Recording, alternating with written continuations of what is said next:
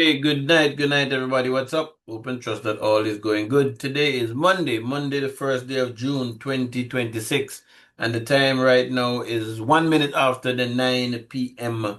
hour. I read the story during the course of the day, and certain things came in my mind, and I just, you know, pushed them aside, those thoughts.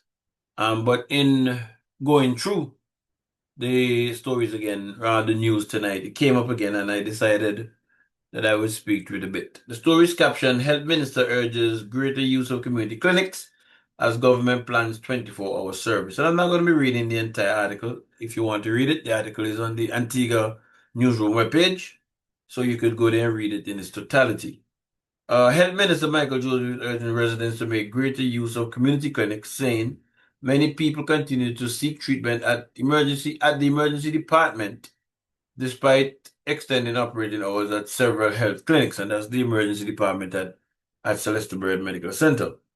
Joseph said the Grace Farm and Clearhall clinics currently operate until 9 p.m. weekly, but public uptake during the extended hours have remained low. Firstly, it's a good idea with the extension of the hours, and the article also said that they're moving towards at least four strategically located clinics that will operate as 24-hour urgent care centers. So, this first move is a step towards where they want to go to in that case. And I don't have a problem with it. I think it's a very, very good idea. I think it is. Um, the two clinics that the extended hours are at now, if I'm not mistaken, is Grace Farm Clinic and the Clay Hall Clinic. I'm waiting for them to come and line down at the Villa Clinic. Um, I'm waiting for that. Let me just put it that way. I'm waiting for that. Um, Again, as I said, it's a good idea as far as I'm concerned. But I'm just wondering to myself, what sort of a PR work is ongoing in relation to this situation here, Mr. Minister? What you're trying to change here is you're trying to change a culture. So I suspect that you're gonna have to do things sometime a little out of the box. Again, I'm not aware if there's any PR happening in the respective communities. I don't know. I don't hear nothing on the radio. So I don't know if there's any public service announcement of these things. Don't take for granted that it's everybody who reads the newspaper who would know that these things are going on. Is there a street banner, maybe, by the clinics drawing people attention to what is happening? Is there a board, a billboard, set up outside these clinics so people know exactly what's happening? What is being done to sensitize the community members as to what is happening?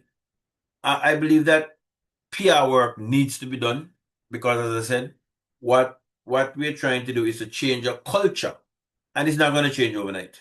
I don't think it's going to change overnight. It's going to take a little work, sensitization, for the members, the community members, to know exactly what's going on because it's a good idea. Um, I agree that not everything needs to go to the emergency department up at Celeste Bird. I agree with that. Um, what is there something in place that if somebody goes to Celeste Bird Medical Center, and I'm talking from either of these two communities where these clinics are currently running, is there anything in place that somebody does an assessment to say, well, okay, it's not an emergency. You might be here for the next 4 hours. Um, it might be easier for you to journey to either of these clinics that operate, that you'll get quicker service. And in addition to that, has anything been put in place that maybe if persons need to be transported by ambulance from Celeste Bird to either of these two clinics, that is in place? Maybe persons might get there, they don't have a ride. Is there something in place now where if a call goes to the EMS from either of these two communities, that the ambulance would take patients to these two communities, having done their assessment, or do they have to take them to Celeste Bird Medical Center? These are just some of the things that have run through my mind. I don't know whether they have been worked through, whether things are in place. I haven't heard nothing publicly. I try to make it my business to follow what's happening in the country. So again, I believe I would have heard something, but yet still I'm not perfect. So maybe it happened that I don't know. But the point that I'm making, that I want to make, Mr. Minister, is that there must be some serious and consistent public relations um thrust in getting this information into the community consistently for a period of time, because change in a culture is not just going to come overnight. Not that Morris Merchant in the cabinet first briefing say, hey, this is what is happening. Not just an article being written to say this is what is happening.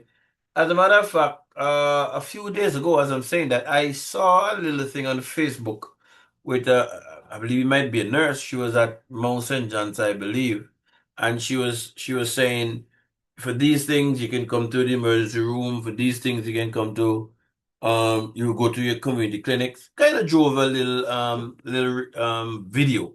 I found that quite touching and quite, humorous.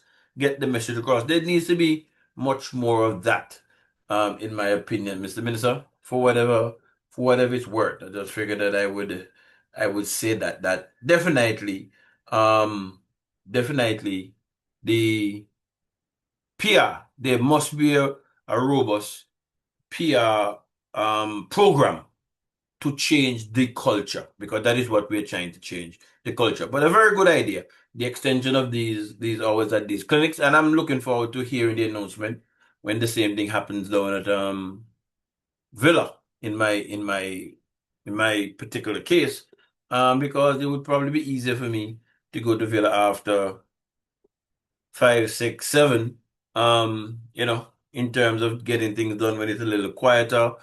During the day, you have things to do sometimes that you don't want to. So I'm just saying it's a good idea. Just that I believe that there must be a PR program, and it must be consistent. It must be for a while, because to change the culture is going to take a little bit. Last thing, the article says that the government is rolling out the Selma digital health platform, which will integrate patient records across clinics and healthcare facilities, allowing patients to receive care at any participating clinic while maintaining access to their medical history. I think that that's a very good thing. Again, if I'm understanding it correctly,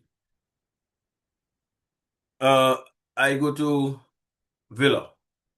The possibility exists that once this health platform is rolled out, then I would be able to go to Clay Hall or another clinic for treatment. If it might be easier for me, I might be spending time in that community. So instead of coming back to go to Villa, I could go to that. If I'm understanding that correctly, that too is a very good thing. I must commend the government on that. That too is a very good thing.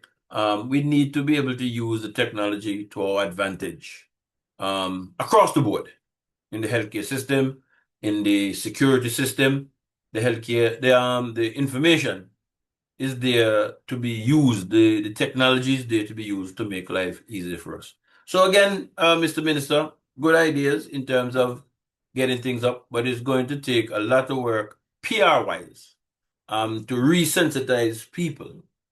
And then after a period of time, I suspect that we'll see things changing in the way that we would like to see it go. That is, the minor issues not going to Celeste Bird Medical Center over a period of time. But it's not going to happen overnight. So I just wanted to share those thoughts for whatever they're worth.